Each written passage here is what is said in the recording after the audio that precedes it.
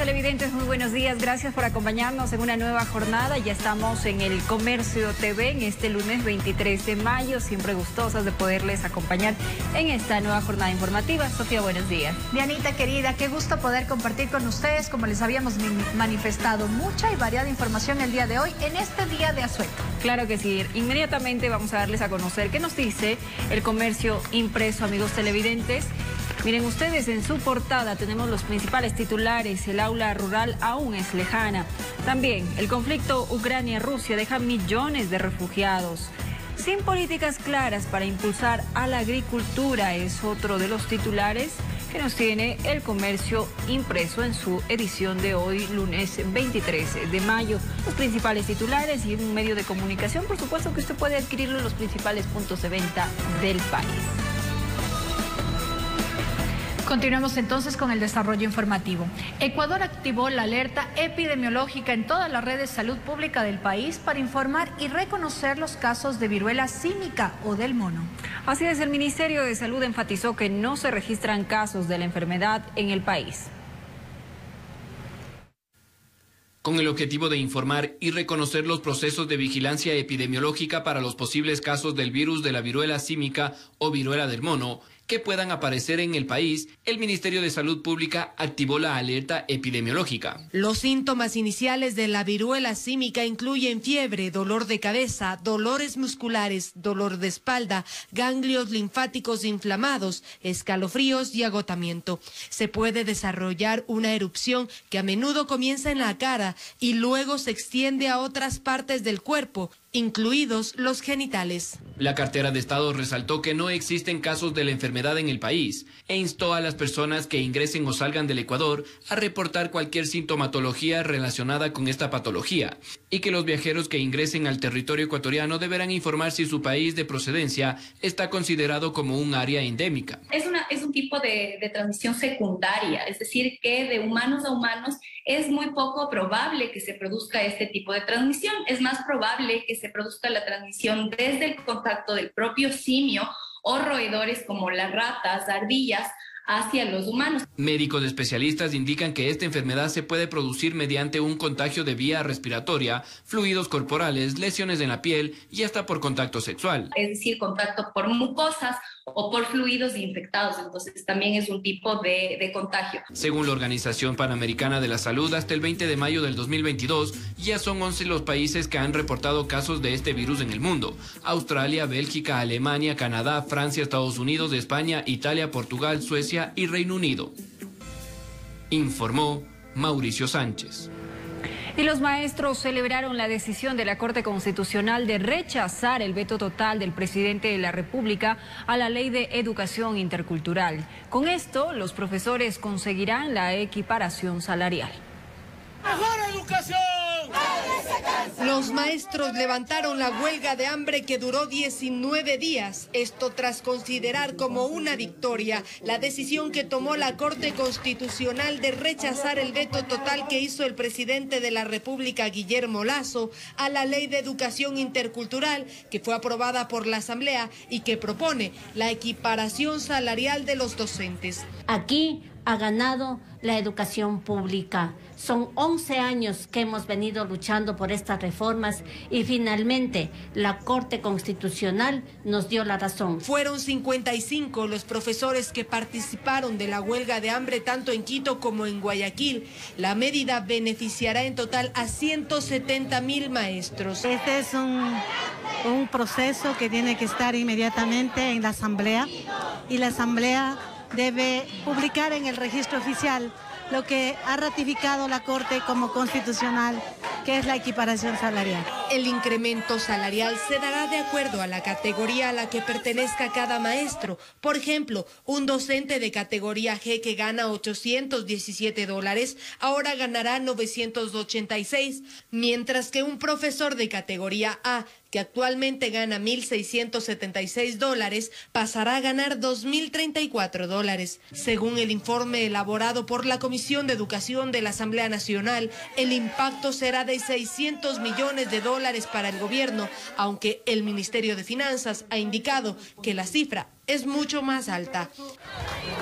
Informó Valeria Navarro.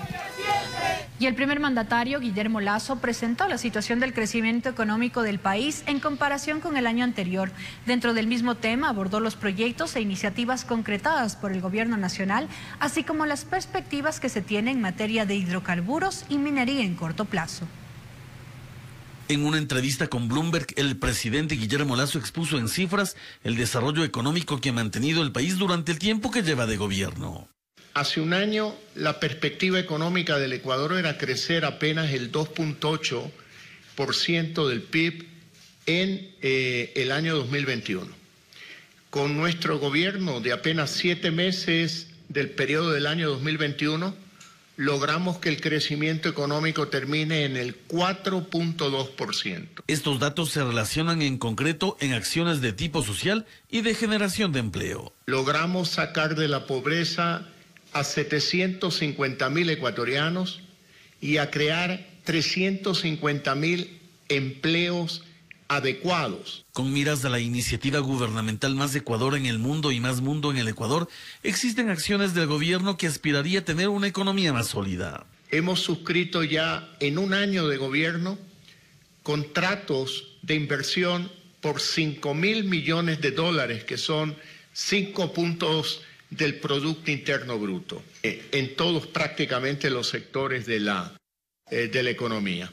De otra parte, explicó la importancia de mantener acuerdos comerciales con otras naciones. Estamos a punto de terminar formalmente un tratado de libre comercio con México que nos va a permitir entrar a la Alianza del Pacífico hasta fines de año. Como parte del segundo año de gobierno, adelantó que se tiene previsto concretar proyectos en hidrocarburos. Duplicar la producción petrolera en el mediano plazo, proyectos en minerales, donde queremos incrementar las exportaciones de minerales. Informó Javier Rosero.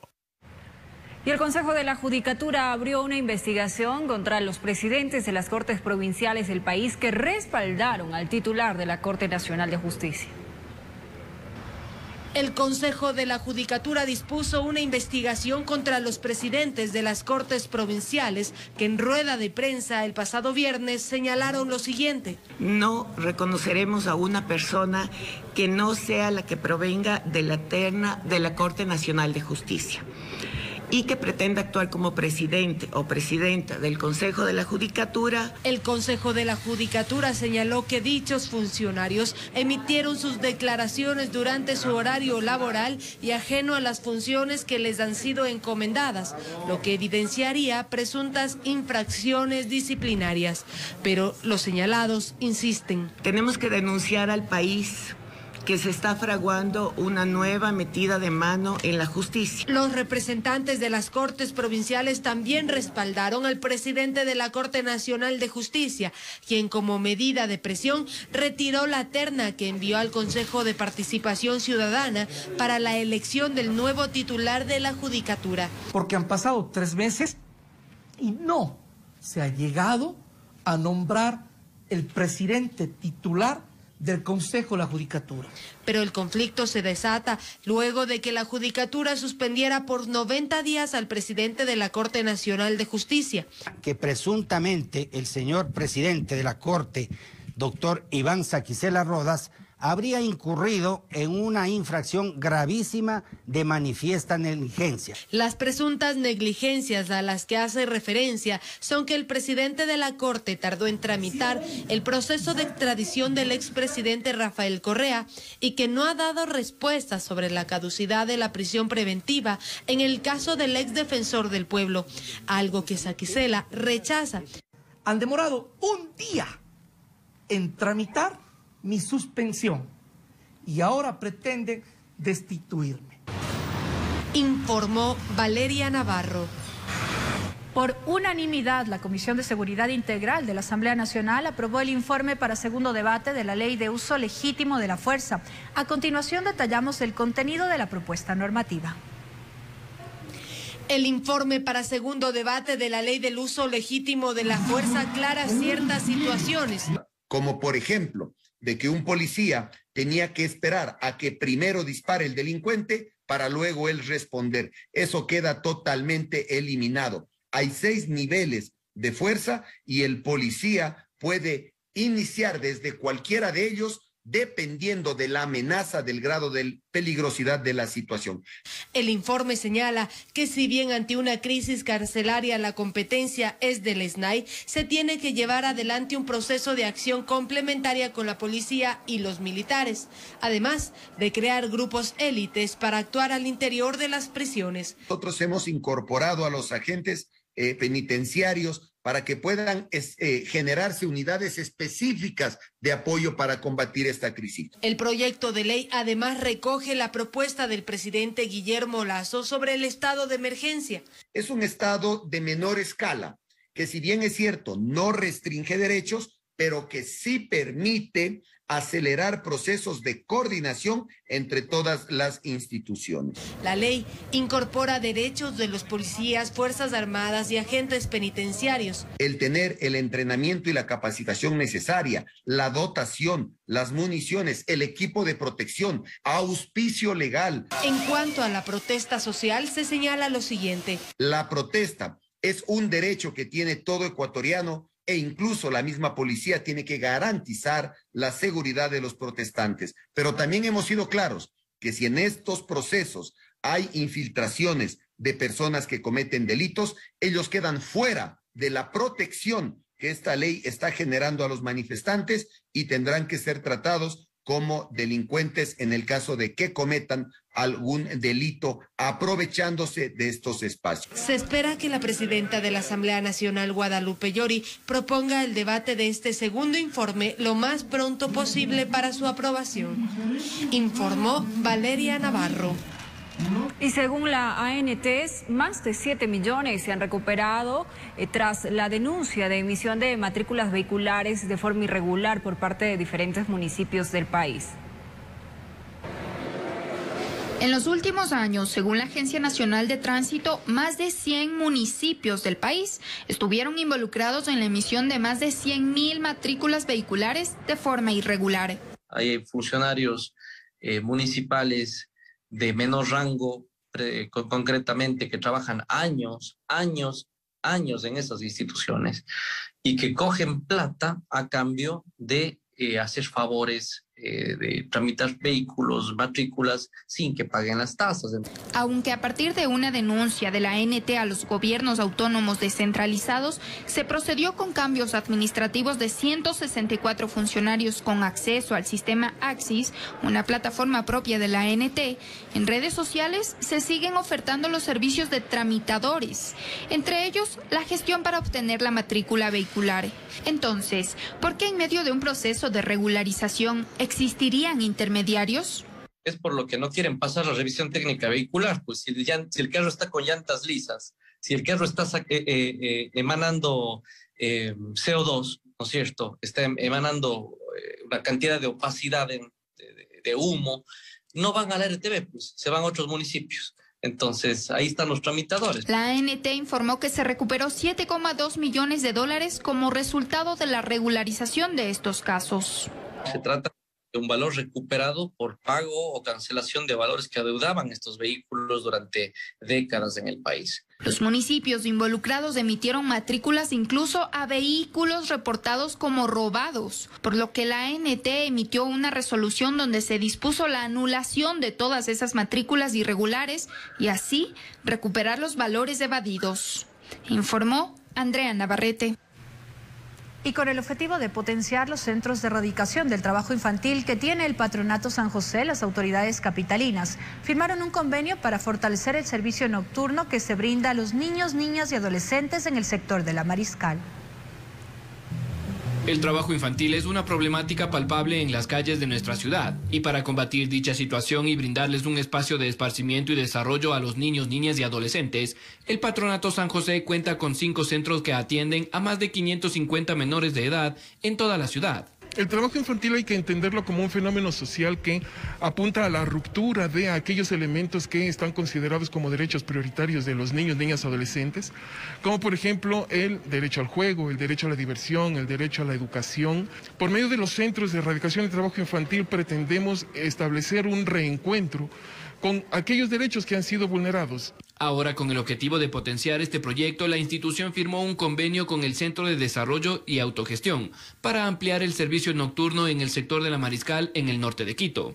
Este CETI antes funcionaba en plena zona cerca de la Colón, pero ahora funciona aquí en el Parque del Arbolito, por lo que nosotros estamos haciendo con DEIA es tener un transporte o darles un medio de transporte a los niños para que desde La Mariscal se puedan movilizar hasta el Arbolito. Es así que los niños, niñas y adolescentes que acompañan a sus padres en el cuidado de autos, ventas de caramelos, entre otras actividades, podrán asistir al centro previa autorización de sus representantes o tutores para permanecer desde las 17 horas hasta las 3 de la mañana.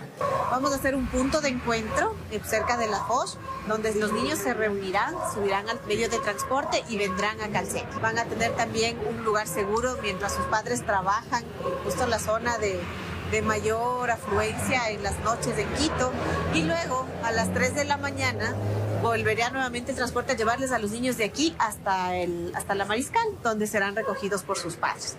Las autoridades enfatizaron que por medio de estos centros se pretende establecer el reencuentro de los niños con los derechos propios de su edad y así garantizar un pleno desarrollo junto al cuidado responsable de sus familias. Informó Mauricio Sánchez. Y ahora les contamos, amigos televidentes, que en Quito denuncian muerte de neonato por supuesta mala práctica médica en el Hospital Docente de Calderón. Esta casa de salud inició un proceso investigativo al equipo que atendió a la paciente y al bebé. Aún con dolor y tratando de recuperarse, esta mujer relata lo que tuvo que pasar en el hospital. La falta de una camilla, las largas horas de trabajo de parto y el cambio de médicos para ser atendida en una situación de emergencia. Para esto a mi hija ya le dio taquicardia en el estómago y le pusieron una inyección en el suero para que se tranquilice. La doctora me dijo que eso era normal, que a una niña le dé taquicardia. Y que, por todos los medios se trataron de justificar de que así había pasado. No se imaginó que después de dar a luz llegaría la mala noticia. La ilusión de tener a su hija en brazos se esfumó cuando los médicos le indicaron que nada pudieron hacer para salvar a su pequeña. Que estaban tratando de reanimarle y me entero después que le habían puesto 3 de adrenalina, entonces no sé si el porcentaje fue muy fuerte para una bebé recién nacida, en la cual mi hija falleció. Me causa mucha indignación porque era mi primera hija. Sobre este caso, el Hospital Docente de Calderón, ubicado al norte de Quito, inició un proceso investigativo al equipo médico que atendió a la paciente y a su bebé. Cuando existen situaciones que tienen como resultado final la muerte o una lesión, en todos los casos, todo el equipo está siendo investigado. Existen acciones y condiciones que determinan ciertos eventos que no necesariamente tienen que ver o son responsabilidad del profesional de la salud. La mujer dio a conocer su caso para que no quede la impunidad. Acudió a la Casa de Justicia de Carcelén para poner la denuncia por supuesta violencia obstétrica y mala práctica médica, la cual no fue receptada por la falta de un fiscal. Y el perderla sí me costó mucho el entenderlo. Ahora lo recuerdo con mucho dolor y estoy ahora de pie luchando por los demás bebés. Asegura que previo al parto la bebé se encontraba en perfectas condiciones. Informó Priscila Cadena. Gracias por continuar en nuestra sintonía, amigos televidentes. Tenemos más noticias. Varias personas fueron acribilladas mientras disfrutaban en una hostería en la ciudad de Esmeraldas, mientras que otras resultaron heridas y trasladadas a casas de salud. Según las primeras investigaciones, el ataque respondería a peleas entre grupos delictivos. El grupo de amigos disfrutaba de lo que aparentemente era una mañana de recreación cuando 6 personas, 4 en un vehículo y 2 en una motocicleta, irrumpieron en el lugar para atacar a sus víctimas. Ellos han ingresado indicando que son de un determinado grupo delictivo, más opciones para las víctimas y enseguida salen en precipitada carrera rumbo a San Lorenzo. El ataque perpetrado dejó varias personas fallecidas y otros heridos que fueron trasladados a casas de salud. Tenemos al momento 3 heridos.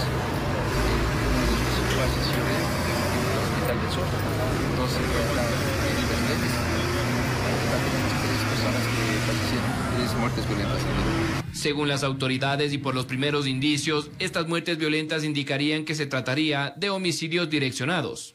Tenemos uno en la parte media de la hostería, en el patio, y otro llegando a la puerta. Entonces echaron, dispararon y uno salió corriendo y le asesinaron a la. Son asesinatos direccionados, son objetivos específicos que ellos buscan. Varios indicios balísticos de grueso calibre fueron levantados en el lugar de los hechos. La Policía Nacional realiza las investigaciones pertinentes para esclarecer si estas muertes violentas tendrían relación con otras ocurridas en la provincia verde. Estamos recabando los indicios correspondientes. El área criminalística se encuentra haciendo el levantamiento de los cadáveres. Vamos a ver si existe algún tipo de relación con el asesinato del día de ayer, pero que lo encontramos el día de hoy en las 50 casas. Vamos a hacer la relación correspondiente y de acuerdo a eso vamos a determinar nuestra investigación. Entre llantos y desconsuelo, familiares de las víctimas no se pudieron explicar el trágico final que tuvieron sus seres queridos.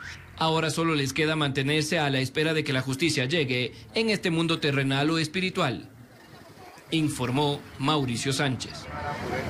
Y una muerte violenta bajo el estilo sicariato se registró en un patio de comidas en San Borondón, provincia del Guayas. La víctima se encontraba junto a su pareja cuando fue interceptada por los sicarios, quienes le dispararon en varias ocasiones.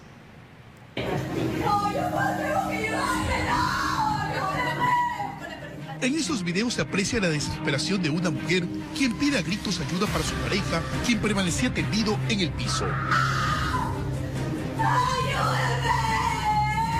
El hecho se dio la noche del viernes en el sector turístico del Buijo Histórico del cantón San Borondón en Guayas. Según cuentan testigos, la víctima se encontraba con una acompañante en el patio de comida, cuando de repente llegó un tipo, ingresó y le propinó varios impactos de bala, provocándole la muerte instantánea. Nosotros estábamos durmiendo ya porque estaba lloviendo. Nosotros sentimos los disparos, salimos y cuando ya salimos ya estaba el chico ahí, que la novia lloraba y la gente que estaba ahí. Los 9 disparos se escucharon. 9 disparos. Fuertes. Una vez cometido el hecho en el interior del parque de recreación, los sicarios huyeron por esta vía, una de las principales vías del Buijo Histórico. La víctima fue identificada como Jaime Villagómez Fayad, de 35 años de edad. Y en horas de la mañana de este sábado, agentes de la Dirección Nacional de Delitos continuaban recabando información sobre este nuevo hecho violento. De lo que nos indican, vivía por el sector y no registra antecedentes. No descartamos que el agresor pudieron haber sido en mayor cantidad, pudo haber llegado en un automóvil y el sentido de evacuación haya sido utilizado la moto. Entendemos que se trataba de una pistola, ya que encontramos indicios balísticos en el punto. Sí. Esta situación también fue abordada por el municipio de la localidad, quien emitió un comunicado frente al lamentable hecho violento, indicando que han enviado a la Fiscalía y a la Policía Nacional el material audiovisual de las cámaras instaladas en el malecón del Buijo Histórico para que inicien las respectivas investigaciones sobre el caso. De su parte, la policía ofrece recompensa para buscar al sujeto que participó en este hecho. Se entregará una recompensa económica de hasta $5,000 a quienes proporcionan información que ayude con las investigaciones, para lo cual se mantendrá la absoluta reserva. La información será receptada a través del número telefónico 1-800-delito, 1-833-5486. Informó Carlos Julio Gurumendi. Increíble, y pese al estado de excepción en la parroquia Jimena, en Guayaquil, las muertes violentas continúan registrándose. Un hombre fue abatido en el interior de... Si este hecho tendría relación a la disputa de tierra por la venta de droga en el sector del Guasmo Sur del Guayaquil. Es de que sí habría tenido antecedentes penales ya anteriormente por delitos relacionados a delincuencia organizada, y nos entregaron alguna información relacionada en redes sociales que tiene que ver con actividades muy particulares que están sirviendo de algún elemento de convicción. En lo que va del 2022, en el distrito sur de Guayaquil, la policía contabiliza que se han presentado 84 muertes violentas bajo el estilo de sicariato, informó Carlos Julio Gurumendi. Y continúan registrándose hechos violentos en varios sectores de Guayaquil. En uno de ellos, la víctima habría salido de un centro de diversión cuando fue atacado por delincuentes que lo hirieron, por lo que se recupera en una casa de salvos. Por no dejarse robar, lo dejaron gravemente herido. Esto sucedió la madrugada del sábado, cuando un hombre de aproximadamente 48 años de edad caminaba por uno de los callejones del Cerro del Carmen, en pleno centro de Guayaquil. Moradores del sector indicaron que a una persona habían intentado realizarle un robo. Le propinan un disparo con un arma de fuego.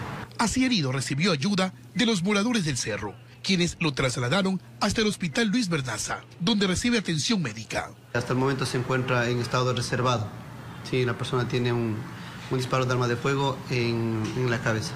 Solamente se encontraban personas en el lugar, no existía familiares, acompañantes. Aparentemente esta persona se encontraba sola. En tanto, en las calles Toguchi y Brasil, centro-sur de la ciudad, se reportó una nueva muerte violenta. Se trató de un hombre de 23 años de edad que luego de salir de una discoteca fue interceptado por sujetos quienes le propinaron varios disparos. Alrededor de las 20 horas con 50, ellos se encontraban al interior de dicho establecimiento. Una vez que ellos salieron, fueron objetos de estas agresiones con armas de fuego. Indicaron que eran dos personas, una de tez morena, quienes habían realizado los disparos y huyeron en una motocicleta. La policía llegó al sitio. En tanto, la víctima fue llevada hasta una casa de salud, pero lamentablemente murió. Según la policía, el occiso contaba con antecedentes penales. Cuenta con 2 detenciones por los delitos de robo y organización delictiva.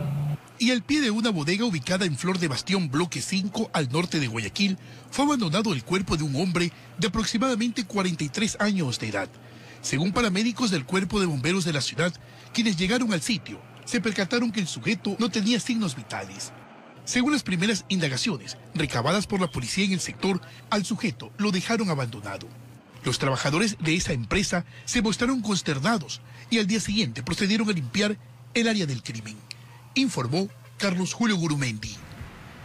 Y en Manabí se presentaron nuevos hechos violentos, tanto en Manta como Portoviejo. Sicarios acabaron con la vida de 2 personas. Una de ellas tenía poco tiempo de haber salido de la cárcel. La víctima fue identificada como Mauro Marcelo Mendoza Mero, de 40 años de edad. Recién tenía 10 días de haber salido de la cárcel y se encontraba en una esquina de la 4ª etapa de la ciudadela Los Tamarindos en Portoviejo, capital manabita. Hasta el sitio llegaron 2 sujetos en una motocicleta y le dispararon por varias ocasiones. He estado en este sitio libando, el señor pertenecía en la parte externa y se procede a acercar 2 ciudadanos y realizan los disparos en contra de la unidad del ciudadano. La misma que ha recibido por impacto de proyectil de arma de fuego a nivel de su cabeza y ha perdido la vida de forma instantánea. Se desconocen por ahora los móviles del hecho. En este momento ya se están levantando los indicios. Los habitantes de este sector solo escucharon las detonaciones, dieron aviso a la policía y de inmediato personal de criminalística se hizo presente. Una pareja fue asaltada cuando esperaba un taxi solicitado a través de una aplicación. Varios sujetos sorprendieron a las víctimas que salían de una reunión social.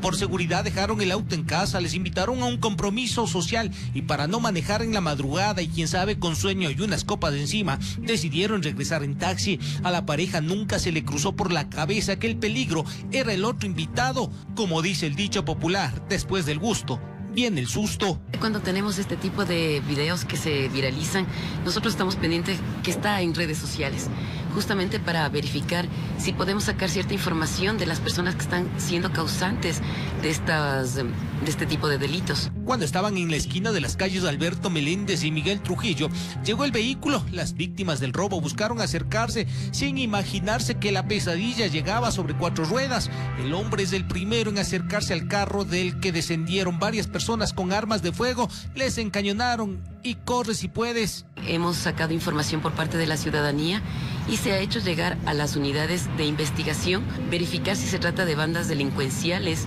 o sean infractores aislados. Estaban confiados que les llegaba a recoger un taxi que pidieron a través de una plataforma de movilidad. La gran duda si el carro que transportaba a los pillos era el que la operadora despachó o fueron víctimas casuales de la delincuencia. Estamos activándonos con los operativos que tenemos diariamente en todo el distrito metropolitano de Quito. Nosotros desarrollamos un promedio de 1.200 operativos. Tendrían los datos del vehículo, marca, placa y color, además del contacto del chofer. Con todo esto salta la interrogante. ¿Los delincuentes estuvieron un paso adelante o ya no hay en quién confiar? El taxi como que nunca llegó. Tener tal vez contactos de taxis confiables El tema del transporte que no es legal es también bastante importante que se evite su uso.